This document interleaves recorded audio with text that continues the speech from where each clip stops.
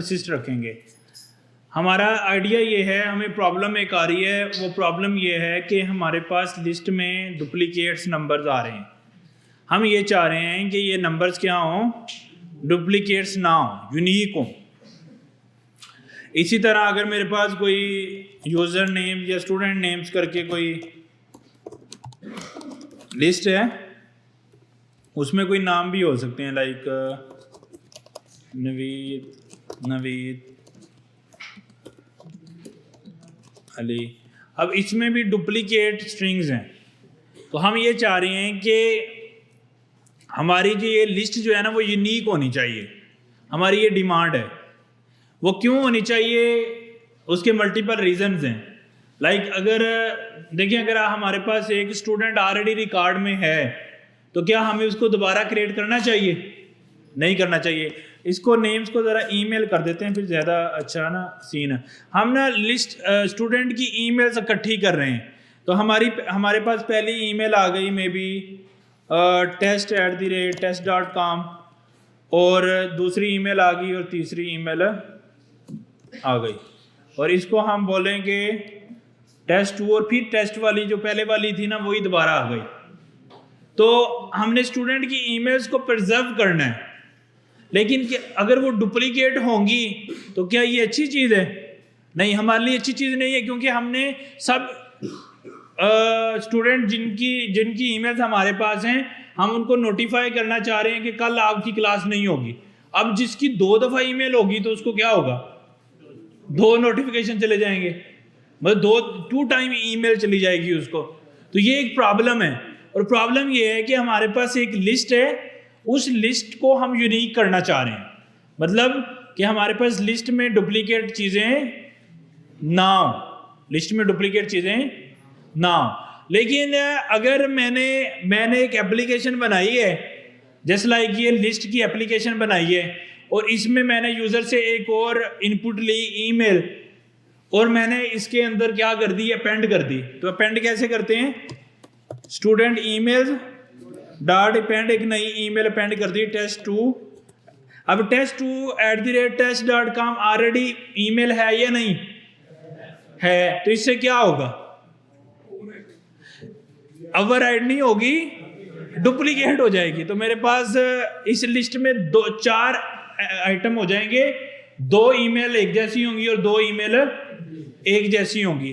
तो अब प्रॉब्लम हमारे पास क्या आ रहा है कि हम एक लिस्ट हमारे पास है, और हम एक नया आइटम उसमें ऐड करना चाह रहे हैं, एक नई ईमेल उसमें ऐड करना चाह रहे हैं, लेकिन हम ये भी इंश्योर करना चाह रहे हैं कि वो डुप्लीकेट ना हो। लेकिन अभी तो ये क्या हो रहा है, डुप्लीकेट हो रहा है। अब अगर ये चीज़ मुझे चेक करनी है कि ये डुप्लीकेट ना हो, तो पहले मुझे कोई इस पर चेक लगाना पड़ेगा। वो चेक अगर ओके होगा, फिर मैं उसमें ये नई चीज़ अपेंड कर सकता हूँ, अदरवाइज नहीं। तो हमें एक लंबा चौड़ी लॉजिक बनानी पड़ेगी, कुछ ना कुछ जहन में आ रहा है ना, लॉजिक बनानी पड़ेगी। हमें ये चेक करना पड़ेगा कि ये वाली ईमेल पहले एग्जिस्ट करती है या नहीं। अगर ऑलरेडी एग्जिस्ट करती है तो फिर हम उसमें नई एंट्री नहीं डालेंगे, अगर नहीं करती तो फिर एंट्री डालेंगे। ऐसे ही है ना बात, अगर वो एग्जिस्ट नहीं करती तो एंट्री डालेंगे, अगर एग्जिस्ट करती है तो एंट्री नहीं। लेकिन इसके लिए हमें थोड़े को लॉजिक बनानी पड़ेगी। अगर लॉजिक जो है ओके चलती है तो फिर वो उसमें अपेंड हो जाएगा, अगर लॉजिक सही नहीं होता तो उसमें अपेंड नहीं होगा। अच्छा, अब वो लॉजिक अगर हम देखें तो हमारे पास एक दो ऑपरेटर ऐसे हैं जो हमें हेल्प कर देंगे। लाइक अगर हम ये चेक कर लेंगे, इफ़ अगर ये जो स्ट्रिंग है ये वाली, इनमें भी इसको हम एक नई वेरिएबल में रख लेते हैं, न्यू ईमेल, उसमें हमने ये रख ली, तो हम बोलेंगे कि न्यू ईमेल नॉट इन किसके अंदर, स्टूडेंट ईमेल्स। तो फिर आप क्या करो, स्टूडेंट ईमेल्स डॉट अपेंड। यही लॉजिक होगी ना कि हम चेक कर लेंगे कि वो ईमेल ऑलरेडी उसके अंदर एग्जिस्ट है या नहीं। लेकिन अल्टीमेट हमें थोड़ा ज़्यादा काम करना पड़ रहा है, थोड़ी ज़्यादा लॉजिक बनानी पड़ रही है, जिससे क्या हो रहा है कि हमारा मतलब टाइम भी ज़्यादा लग रहा है और प्रोसेस में भी वक्त ज़्यादा लग रहा है। सिर्फ एक चीज़ इंश्योर करने के लिए कि ऑलरेडी ईमेल उसमें ना हो। अच्छा, इस यहाँ पे इस प्रॉब्लम के फिक्स के लिए ये हमने चेक लगा के लिस्ट के साथ कर तो लिए, लेकिन पाइथन में एक और डाटा स्ट्रक्चर है, that is called sets. That is called sets. Sets एक ऐसी टाइप ऑफ लिस्ट है, जिस तरह टपल एक ऐसी टाइप ऑफ लिस्ट है ना कि जिसके अंदर डाटा ऐड डिलीट अपडेट नहीं होता। तो सेट एक ऐसी सेट ऑफ लिस्ट है जिसमें डाटा डुप्लीकेट नहीं हो सकता। It will be unique list. उसमें कभी भी हम चाह के भी डाटा को डुप्लीकेट नहीं कर सकते। अगर हम कोई चीज उसमें नई इंसर्ट करेंगे तो ऑटोमेटिकली उस चीज को वो खुद से यूनिक बना देगा। ये सेट की बाय डिफॉल्ट फीचर है कि उसके अंदर जो भी चीजें होंगी वो क्या हो जाएंगी, यूनिक होंगी। अब सेट्स बनते कैसे हैं वो देखने। सेट्स बनाने के लिए हम क्या करेंगे, may be student emails set कोई भी नया नाम रख लेते हैं उसका, और मैं उसको क्या देता हूं करली ब्रेसेस। जिस तरह डिक्शनरी बनती है ना, इसी तरह सेट्स बनते हैं। लेकिन डिक्शनरी में हम क्या करते हैं, की पेयर वैल्यू सेव करते हैं ना, एंटिटी को सेव करते हैं। उसमें क्या होता है, हम रखते हैं कलर और उसकी वैल्यू रखते हैं। तो अभी इस वक्त ये डिक्शनरी है। अगर मैं इसमें सिंगुलर वैल्यू सेव करूंगा ना तो उस वक्त ये क्या बन जाएगा, सेट बन जाएगा। जैसे मैं इसमें रखता हूं test@test.com और test इक्वल टू test.com।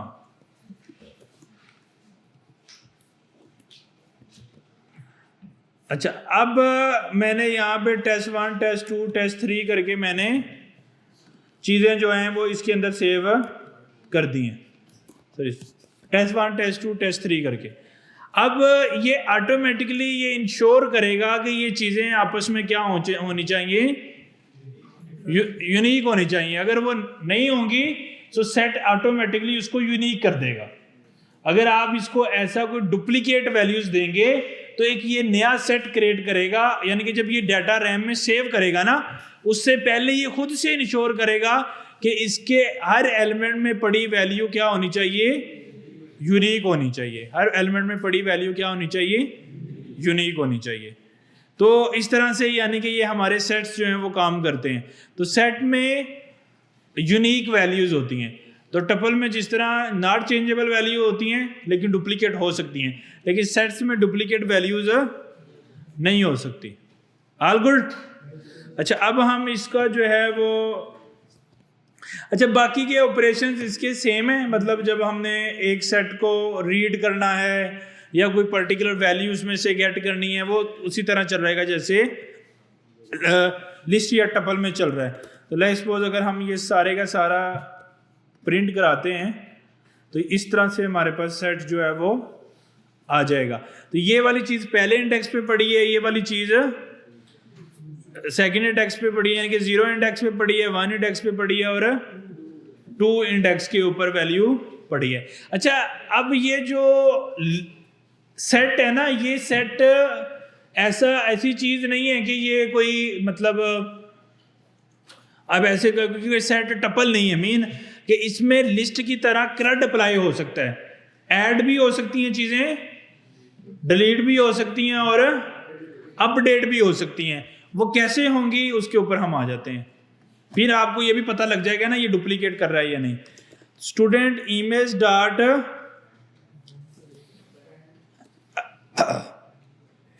अच्छा इसमें एक इसका ऐड वाला मेथड है कि हम इसको ऐड कर सकते हैं कोई नया डाटा इसमें, और एक इसमें रिमूव वाला मेथड है और एक अपडेट वाला मेथड है।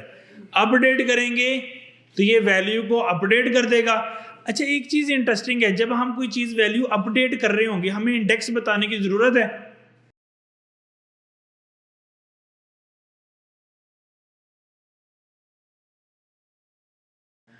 क्यों वाला? क्योंकि वो वैल्यू क्या है, यूनिक है। तो जब एक ही हो सकती है पूरी लिस्ट में तो क्या बताने की ज़रूरत है कि किस जगह पे है? मतलब दिख रहा है list set is unique number. तो जब वो यूनिक है तो फिर ये बताने की ज़रूरत हमें नहीं है कि वो कहाँ पे है। तो हम ऐड करेंगे, रिमूव करेंगे और अपडेट करेंगे कि अगर हमें डाटा को ऐड करना है, सॉरी ऐड नहीं था मेरे ख्याल से, अपेंड ही है इसमें भी। अच्छा, अब हमने क्या किया, test1 को दोबारा दी वैल्यू अपेंड करके फंक्शन, जिस तरह लिस्ट में अपेंड करते हैं ना उसी तरह। लेकिन अगर आप देखो कि इसने अपेंड नहीं की लॉजिकली, इसको करनी चाहिए थी ना, इसने नहीं की, क्यों बोला? क्योंकि वो ऑलरेडी वैल्यू चीज पड़ी हुई है, तो जो चीज ऑलरेडी पड़ी हुई है सेट उसको अपडेट नहीं करेगा, मतलब वो वैल्यू वही रहेगी जो पहले थी। तो उसमें अगर हम यही काम लिस्ट में करते तो क्या होता, एंड पे एक चीज और ऐड हो जाती, लेकिन इसने वो एक और चीज ऐड नहीं की। तो इसमें चूंकि वैल्यू यूनिक रहती है, अगर कोई वैल्यू ऑलरेडी होगी तो वो उसको नहीं करने देगा। अच्छा, अब अगर हम इसकी वैल्यू को करते हैं 5,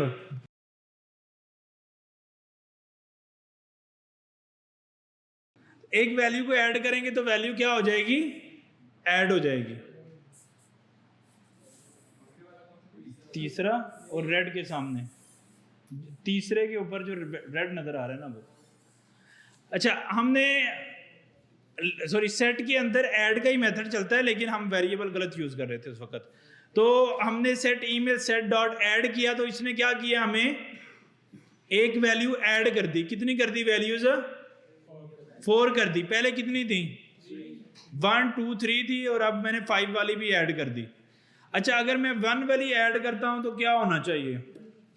लॉजिकली कुछ भी नहीं होना चाहिए, जिस तरह पहले कुछ नहीं हो रहा था अभी कुछ नहीं होना चाहिए। तो ऐड सिर्फ उस वक्त करेगा अगर वैल्यू यूनिक नहीं है। तो अब अगर आप देखो, हमारा जो गोल था कि हम स्टूडेंट ईमेल्स का रिकॉर्ड रखना चाह रहे हैं, लेकिन यूनिक ईमेल्स का रिकॉर्ड रखना चाह रहे हैं। तो उसके लिए हमें यहाँ पे क्या करना पड़ रहा था, कंडीशन लगानी पड़ रही थी, इंश्योर करना पड़ रहा था कि हमारी ईमेल ऑलरेडी उसमें है या नहीं। लेकिन यहाँ पे हम खुले दिल ऐड कर रहे हैं, हम बगैर किसी टेंशन से ऐड कर रहे हैं। क्यों कर रहे हैं? क्योंकि सेट्स का बाय डिफॉल्ट नेचर ये है, वो उस पे चलता है। अच्छा, अब ऐड कर लिया। इसी तरह अगर हमने कोई वैल्यू को अपडेट करना है तो हम क्या करेंगे, स्टूडेंट ईमेल्स डॉट,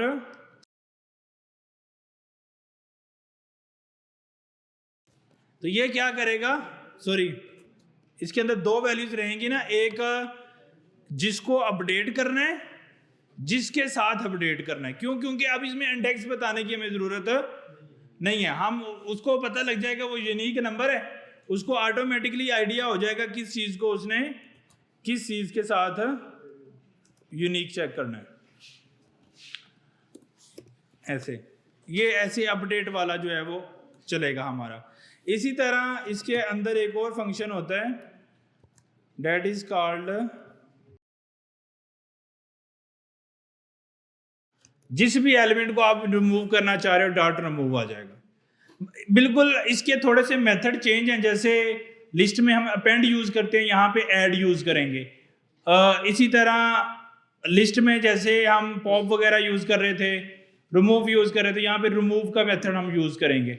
इसी तरह अपडेट करने के लिए अपडेट का मेथड यूज करेंगे। तो लिस्ट और इसके मेथड्स में चेंज हैं। क्यों चेंज है? क्योंकि सेट्स यूनिक चीजों को सपोर्ट करता है। तो अब ये जो हमारी प्रॉब्लम आ रही थी ना यहाँ पे, उसका हमारा फिक्स हो जाएगा थ्रू सेट, कि इसके अंदर डुप्लीकेट वैल्यूज एंटर होने की इजाजत नहीं होगी, यूनिक चीजें आएंगी। तो अगर आपने list of unique number save करने हैं, लिस्ट ऑफ यूनिक चीजें सेव करनी है तो हम कर सकते हैं। अच्छा, एक और भी बड़ी इंटरेस्टिंग चीज है, अगर आपके पास डुप्लीकेट चीजें हैं, जैसे मैंने आपको बोला था ये नंबर्स आपके पास ना डुप्लीकेट्स हैं, आप इसको यूनिक बनाओ, तो आपने क्या करना है, यूनिक लिस्ट बनाने के लिए आप करोगे कि इस लिस्ट को पहले कन्वर्ट कर लोगे सेट के अंदर। किसमें कर लोगे? सेट में। तो अब जब सेट में करेंगे तो ऑटोमेटिकली डुप्लीकेशंस क्या हो जाएंगी? खत्म। अब अगर दोबारा इसको आपने लिस्ट में करना है, फिर इसको लिस्ट के फंक्शन में रैप कर दो।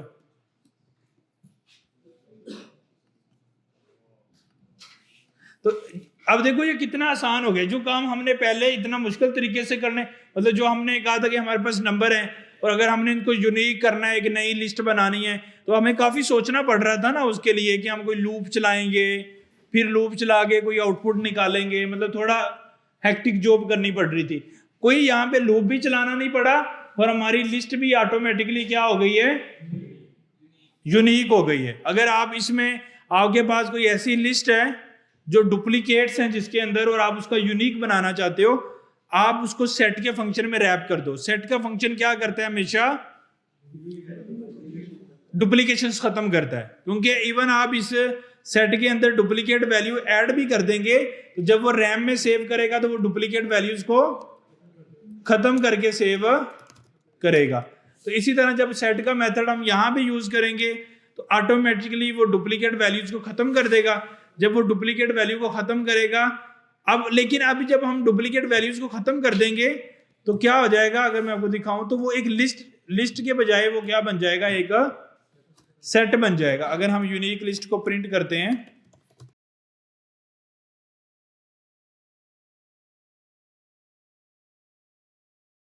अब इसने क्या किया, 20 को रिमूव कर दिया। अच्छा, एक चीज और इंटरेस्टिंग है इसके अंदर कि ये ऑर्डर इसका मेंटेन रहना जरूरी नहीं है, यानी कि सेट के अंदर कोई एक ऑर्डर नहीं होता। जिस तरह सीक्वेंस होती है ना लिस्ट में, टपल में, इसमें कोई सीक्वेंस नहीं होती। ये अपनी मर्जी से जब हम सेट अप्लाई करते हैं, इसका अपनी मर्जी से ऑर्डर होता है। ऑर्डर क्यों मैटर नहीं करता है, क्योंकि आइटम्स यूनिक है। जब यूनिक है वो किसी भी पोजीशन पे हो तो डजंट मैटर। अच्छा, अब लेकिन ये इसने वो बना दिया। अब हम इसको दोबारा से क्या बना सकते हैं, लिस्ट बना सकते हैं। तो जब लिस्ट दोबारा से क्रिएट करेंगे तो वो उसको फिर से लिस्ट बना देगा।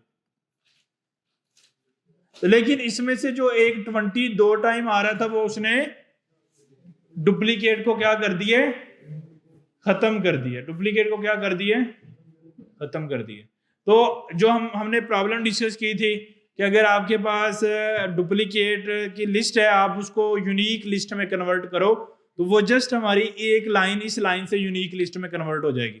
आपको बहुत ज़्यादा स्ट्रगल नहीं करनी पड़ेगी, कोई लूपिंग नहीं करनी है और कोई सोचना नहीं है मजीद। तो ये ऑटोमेटिकली उसको कर देगा यूनिक लिस्ट के अंदर सेव।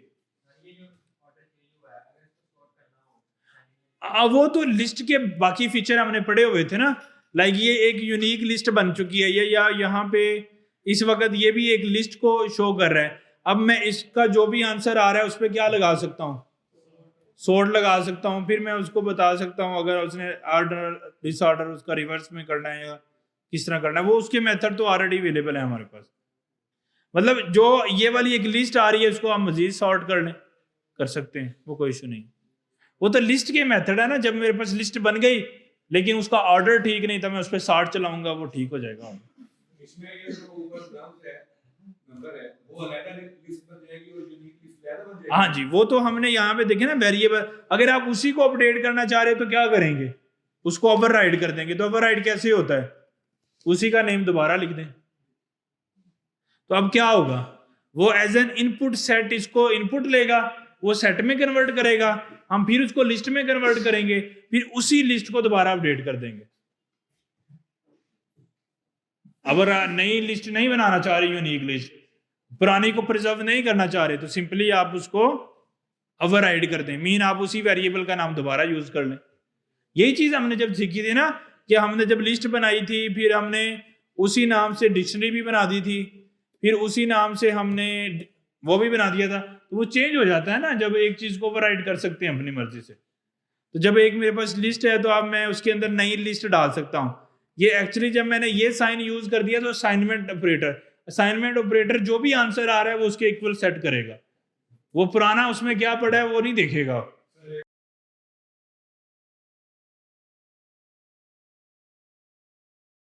अच्छा जी, वो उसकी ये वाली चीज, ये जो ऑपरेटर आप बोल रहे हैं ना, ये वाला है। अच्छा फिर आपने लॉजिक लिखनी थी, वो नॉट इन स्टूडेंट ऐसे लिख दिया। अच्छा, नॉर्मली ये एक ऑपरेटर है, हमने पढ़ा था जब हमने ऑपरेटर्स पढ़े थे ना, उनमें एक इन ऑपरेटर भी पढ़ा था, मेंबरशिप ऑपरेटर जिसको बोला था, और एक नॉन इट। अच्छा, मेंबरशिप ऑपरेटर क्या करता है कि अगर मेरे पास कोई सर वो फालतू में नहीं लगता। नहीं, वो मेंबरशिप ऑपरेटर को दो चीजें चाहिए, किस चीज को किस चीज में चेक करना है। वो आगे उसके इन मतलब हम कहते हैं कि ये मेरा एक नेम है नवीद, या मे बी मैं कहता हूं ये एन है, इसको चेक करो, इन किस में चेक करो, ये एक स्ट्रिंग में। इसका मतलब ये है कि क्या एन इस नवीद में एग्जिस्ट करता है या नहीं।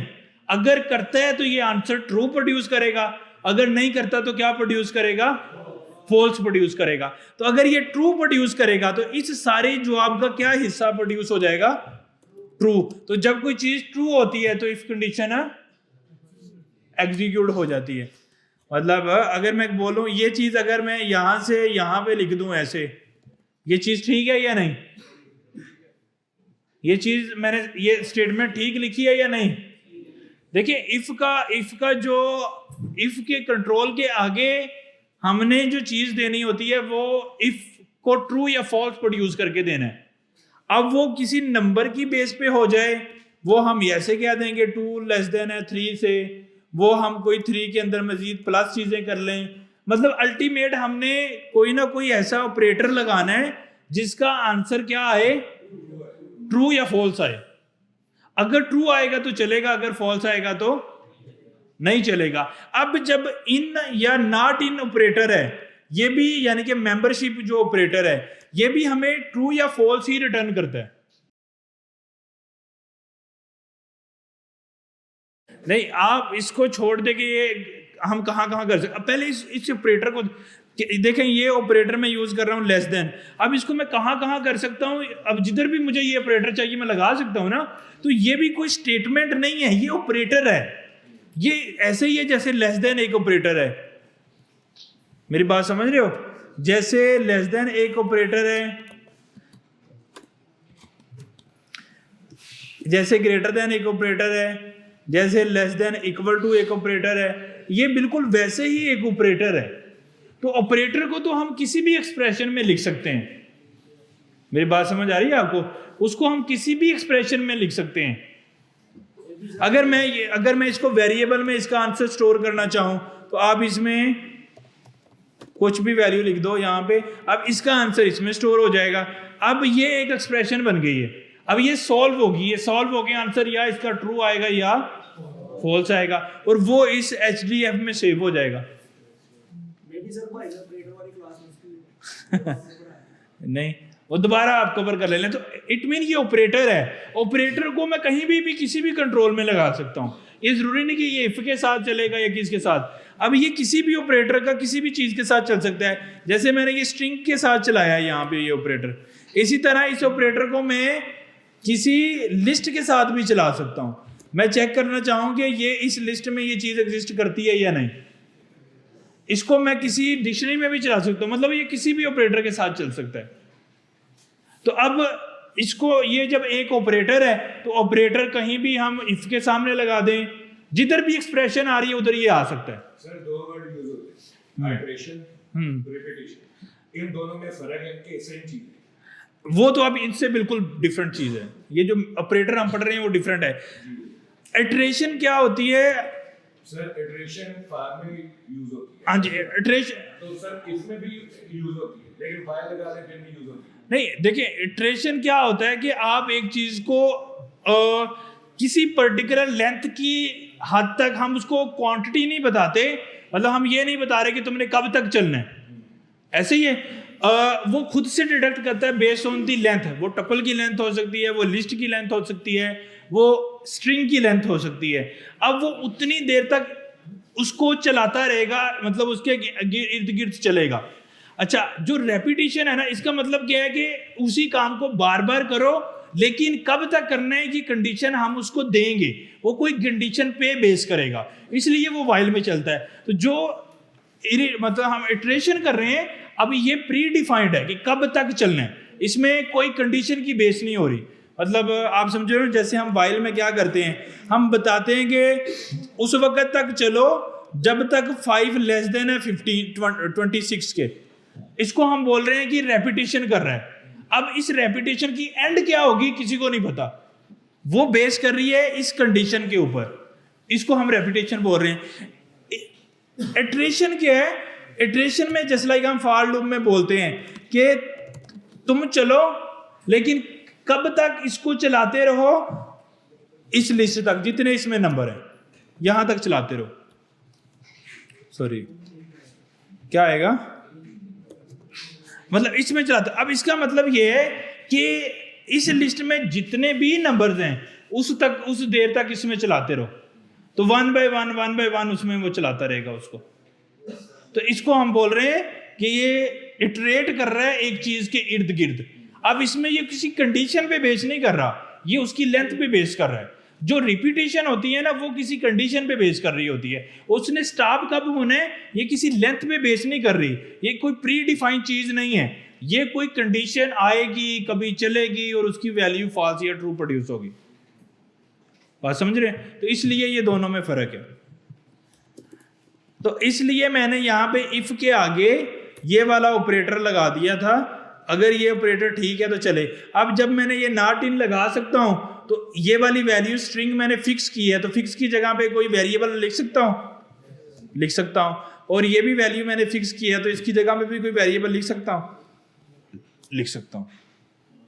तो इसलिए ये वाली स्टेटमेंट बन गई। सही है?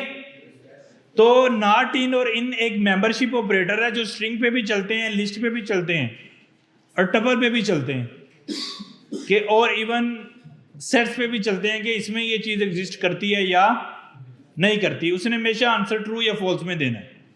तो अगर करती होगी ट्रू दे देगा, अगर नहीं करती होगी तो फॉल्स दे देगा। तो आइडिया हमने प्रॉब्लम क्या फिक्स की है कि हमें ये खुद से चेक ना लगाना पड़े और सेट हमारा बाय डिफॉल्ट इस चीज को चेक करे। All good? तो आज हमने एक्चुअली पाइथन के अंदर अगर मैं सम अप करूं 2 नए डाटा स्ट्रक्चर सीख लिए हैं, एक टपल और दूसरा सेट। टपल की डेफिनेशन क्या है? ये लिस्ट की तरह होती है बिल्कुल, इसमें लिस्ट वाले सारे फीचर्स हैं लेकिन ये इम्यूटेबल होती है और लिस्ट म्यूटेबल होती है। तो इम्यूटेबल का मतलब क्या है? नो चेंज, मतलब ऐड डिलीट अपडेट टपल के अंदर नहीं चलेगा। टपल में का कौन सी ब्रैकेट से यूज करते हैं उसको? पैरेंथेसिस, सिंगल ब्रैकेट, और लिस्ट को स्क्वायर ब्रैकेट, और उसके बाद जो है वो हमने डिस्कस किया है सेट, एक नया डाटा स्ट्रक्चर। उसमें क्या है कि हम डुप्लीकेशन रिमूव कर सकते हैं। ये भी लिस्ट की तरह होता है लेकिन इसमें चीजें डुप्लीकेट नहीं हो सकती। अच्छा, इसके अंदर हाँ जी, और ऑर्डर फिक्स नहीं होता, और इसके अंदर वैल्यू ऐड डिलीट अपडेट हो सकती है। ऐड करने के लिए कौन सा मेथड यूज होगा? ऐड। डिलीट करने के लिए रिमूव, अपडेट करने के लिए डॉट अपडेट। तो ये मेथड इस पे यूज होंगे तो जिससे हमें इसको चला सकते हैं। इसके और मेथड भी होते हैं, वो कल हम डिस्कस करेंगे। डॉट यूनियन, डॉट इंटरसेक्शन, वो हम डिस्कस करके इसको खत्म कर देंगे।